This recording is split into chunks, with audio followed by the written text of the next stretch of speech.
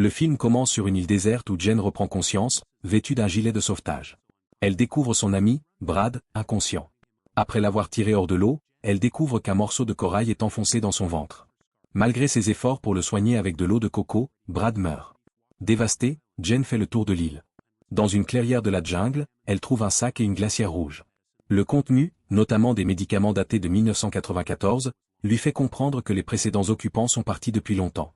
Elle découvre d'autres objets abandonnés, un Game Boy, un livre et un ours en peluche. De retour à la plage, elle couvre le corps de Brad avec des feuilles. Après une nuit de forte pluie, elle attrape de petits poissons sur la plage et voit un requin mort fendu en deux avec de profondes marques sur le corps, se demandant ce qui a pu causer de telles blessures. Elle réalise que l'eau a effacé l'encre de son journal intime. Une autre clairière révèle un site funéraire pour 3 personnes, ce qui l'effraie. Elle traîne le corps de Brad dans une tombe peu profonde, le marque d'une pièce de bois et passe sa première nuit sur l'île.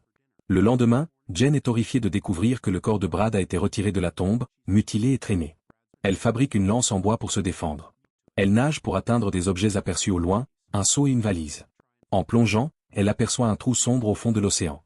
Le 3e soir, assise près du feu, elle trouve un compartiment secret dans une boîte en métal, contenant des photos.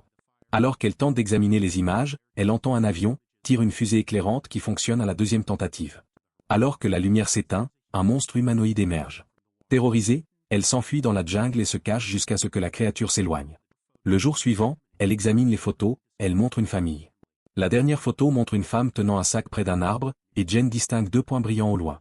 Elle tente de fabriquer un radeau de fortune avec la valise et le gilet de sauvetage de Brad, mais l'embarcation ne supporte pas son poids. Le 4e soir, elle dort à l'intérieur d'un arbre creux, son arme à portée de main. Elle entend le monstre arriver, il roule la bûche avec elle à l'intérieur, mais elle reste silencieuse et le monstre finit par partir. Le 5e matin, Jen attrape un petit requin et décide de l'utiliser comme appât pour la créature. Elle se cache pour observer, espérant que le monstre prenne le requin et s'en aille sans s'intéresser à elle. Jen s'endort un instant, lorsqu'elle ouvre les yeux, le requin appât a déjà disparu. Le lendemain matin, en affûtant son arme, elle aperçoit un corps flottant au loin. Il s'agit d'un homme coupé en deux, le visage mutilé. Jen utilise ce corps comme nouvel appât, le suspendant comme elle l'avait fait avec le requin. La 6e nuit, cachée, elle observe le monstre faire tomber le corps et l'emmener vers l'océan. Elle entend le bruit d'un avion, mais est trop concentrée sur les pieds du monstre qui se trouve près d'elle. Elle parvient à rester silencieuse jusqu'à ce que la créature s'éloigne.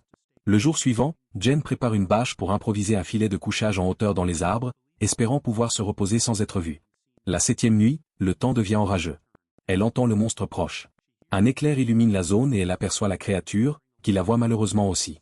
Jen se couche rapidement dans son filet. Le monstre tire sur le filet, et Jen tombe, mais parvient à s'échapper. Elle attrape son arme et court désespérément vers la plage. Le monstre saute hors de l'eau, manquant de l'attraper, mais elle est plus rapide. La créature retourne à l'eau et attaque à nouveau. Le monstre se dresse devant Jen, qui l'attaque avec sa lance en bois. La créature la projette au loin. Avant qu'elle ne puisse se relever, la bête la frappe avec son pied dans l'océan.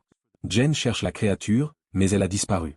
Blessée et terrifiée, elle retourne dans la jungle et se réfugie au sommet d'un arbre pour essayer de récupérer et de survivre. Au matin, Jen pense ses blessures sur la plage. Elle aperçoit un radeau gonflable avec une tente approchant. Elle nage vers lui et retrouve son petit ami, Lucas Griffin, et son ami, Mia Reed, 2 autres survivants du naufrage. Lucas la rassure, et Jen prépare le petit déjeuner, offrant même un soda vieux de 20 ans. Jen les met en garde contre le monstre marin et le trou noir au fond de l'océan où il traîne ses victimes. Elle leur parle de Zach, dont le corps mutilé a été mangé par le monstre, et leur montre la photo de la famille décédée révélant les yeux brillants de la créature. En entendant le nom de Zach, Lucas et Mia échangent des regards embarrassés. Jen révèle à Mia que Brad, son petit ami, est mort et que son corps a été emporté par la créature. Mia s'éloigne en larmes. Plus tard, Mia et Jen se confient. Jen insiste qu'il est préférable de risquer de nouveau l'océan plutôt que de rester sur l'île pour être dévoré, mais Mia et Lucas sont réticents à reprendre la mer. Jen propose de naviguer vers l'ouest, direction des avions. Jen demande à Lucas son canif pour chercher de la nourriture. En l'ouvrant, elle découvre des traces de liquide rouge dessus, réalisant que Lucas et Mia lui cachent la vérité sur ce qui s'est passé sur le radeau. Lorsqu'elle revient avec la nourriture, Lucas et Mia lui disent qu'ils sont trop épuisés pour nager et préfèrent faire un feu et attendre les avions. Jen refuse, insistant qu'ils doivent partir avant la nuit. Lucas explose et refuse de bouger. Face à leur refus, Jen élabore un plan. Elle attend qu'ils baissent leur garde, met des provisions dans un conteneur et lance le radeau gonflable pour s'échapper seul. Lucas et Mia la poursuivent. Jen repousse Mia à plusieurs reprises avec ses pieds. Finalement, Lucas réussit à éjecter Jen du radeau. Mia frappe Jen à la tête avec une rame pour l'immobiliser. Jen reprend conscience ligotée à un arbre. Mia s'excuse de l'avoir frappée, mais refuse de croire l'histoire du monstre, expliquant que Jen a souvent trompé ses proches et perdu leur confiance par le passé. Lucas, de retour d'une marche dans la jungle, insiste qu'il n'y a pas de monstre sur Terre. Mia s'éloigne et découvre les restes mutilés d'un poisson sur le sable. Lucas s'adresse à Jen, lui reprochant de lui apporter du malheur et de vouloir tout gâcher en décidant de quitter l'île. Il refuse de la libérer et l'humilie, affirmant que même seule, elle serait impuissante et inutile. Jen explique qu'il y a de la nourriture en abondance sur l'île et que la seule chose à craindre est le monstre sanguinaire. Lassée des insultes de Lucas, Jen décide de découvrir ce qui est réellement arrivé à Zach sur le radeau. Jen s'attaque à Lucas, le mordant à l'oreille. Dans la douleur, Lucas hurle la vérité. Zach est mort sur le radeau, pour survivre, ils l'ont mangé. Jen est horrifiée et parvient à se libérer. Elle s'empare de l'arme de Lucas et pointe l'arme sur Mia, exigeant la vérité. Mia s'effondre en larmes et supplie Jen de lui pardonner, avouant que Lucas lui a dit que c'était leur seule chance de survie. Alors que Jen est ligotée au poteau, un cri désespéré de Mia, attaqué par le monstre, retentit. Lucas s'empare d'une torche et court. Il trouve le monstre marin en train de dévorer Mia. Lucas frappe la créature avec la torche enflammée, mais il est repoussé facilement. Jen se libère de ses liens et accourt, mais il est trop tard, le monstre s'empare de Mia et la traîne sous l'eau. Lucas regarde, horrifié. Jen arrive, saisit Lucas, sous le choc, et l'emmène dans la jungle où il passe la nuit. C'est le 9e jour. Lucas hésite à descendre de l'arbre, craignant une attaque. Jen le rassure, insistant que le monstre n'apparaît jamais sur la côte de jour. Lucas, accablé par les événements, se blâme pour la disparition de Mia. Pour le distraire, Jen lui demande de l'aider à rassembler leurs affaires pour s'échapper. Jen pêche avec sa lance et utilise ses dernières allumettes pour cuisiner. Elle retourne au camp pour récupérer les derniers objets, notamment le conteneur de pilules périmées, l'observant pensivement. Jen et Lucas chargent leurs affaires sur le radeau et le lancent à l'eau. Une fois à l'intérieur, Jen découvre que tout est inondé d'un liquide rouge, vraisemblablement le sang de Zach. Elle regarde Lucas, hésitant à dévoiler la vérité. Lucas s'éloigne de la côte, se dirigeant vers l'ouest. C'est alors que Lucas remarque quelque chose bouger sous l'eau. Le monstre marin surgit et les attaque, brisant le fond du radeau. Ils sont terrifiés, convaincus que la créature n'apparaissait que la nuit. Le monstre tente d'attraper Jen, qui le repousse avec ses pieds. Lucas tire plusieurs coups sur la tête du monstre avec son pistolet lance-fusée et le repousse avec une lance. Malgré leurs efforts, la créature réussit à traîner Jen sous l'eau en plein jour. Le monstre, un mélange géant de requin et d'humain, l'entraîne lentement vers le trou sombre au fond de l'océan.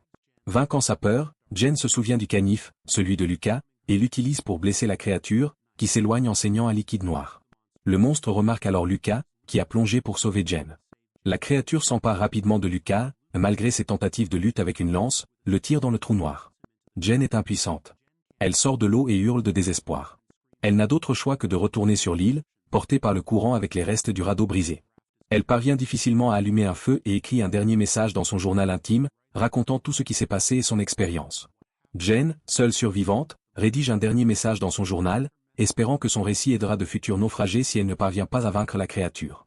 Elle se prépare pour une bataille finale en affûtant des branches et en utilisant des os pour fabriquer des armes. La nuit, le monstre revient. Jen l'attire dans un cercle de bâtons secs et d'herbes, puis y met le feu. Le monstre, désorienté, tente de s'échapper. Jen en profite pour l'attaquer avec sa lance. Après un combat acharné, le monstre s'empare de Jen et lui serre la tête, essayant de l'écraser. Malgré cela, Jen réussit à poignarder la poitrine de la créature avec un petit morceau de bois. Les deux sont gravement blessés, mais le monstre continue de la poursuivre jusqu'à la rive. La jeune femme s'arrête, prête à se battre à nouveau, mais le monstre s'écroule, épuisé. Jen achève la créature en la poignardant avec sa lance, puis la décapite. L'aube se lève. On voit Jen boiter vers le radeau, portant la tête du monstre comme preuve de ce qui s'est passé sur cette île maudite, qui est désormais en feu. Cet incendie sert de signal, offrant un espoir d'être secouru. Abonne-toi.